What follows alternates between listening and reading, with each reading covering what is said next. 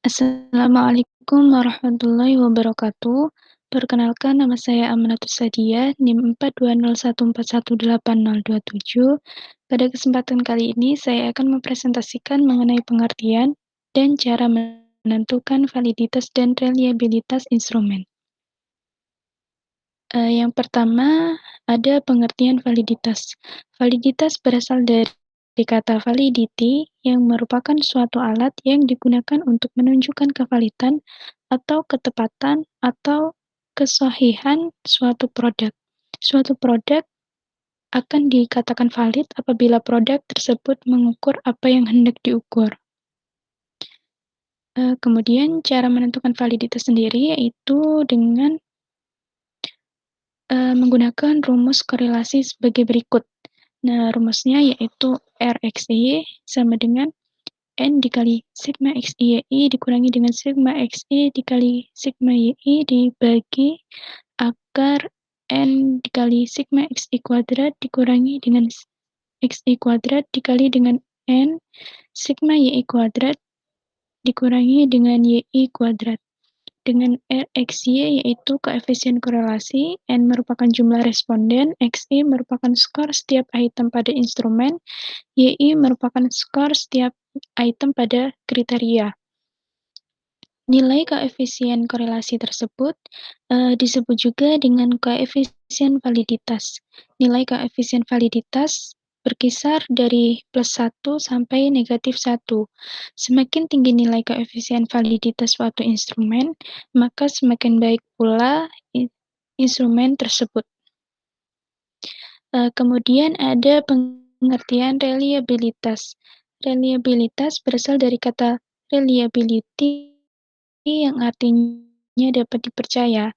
Suatu instrumen dapat dipercaya jika memberikan hasil yang reliabilitas juga dikenal sebagai konsistensi, keajikan, ketetapan, kestabilan, dan keandalan.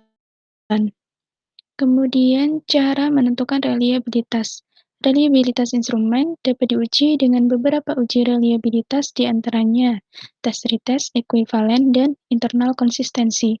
Yang pertama ada tes retest. Tes retest ini menggunakan rumus korelasi product moment.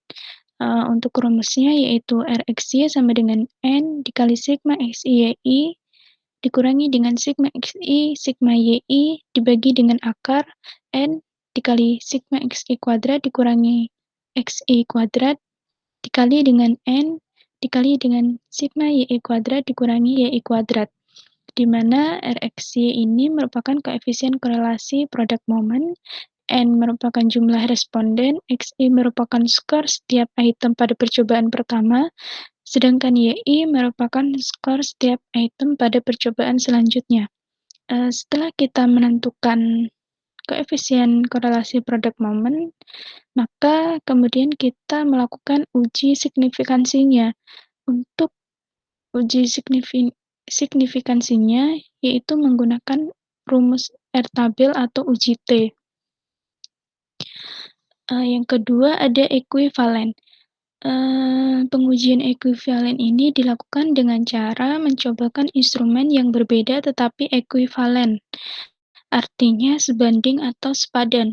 Kemudian reliabilitas instrumen diukur dari koefisien korelasi dan signifikansinya dilakukan seperti pada uji tes retest menggunakan rumus korelasi product moment dan uji signifikansinya menggunakan R-tabel atau uji T.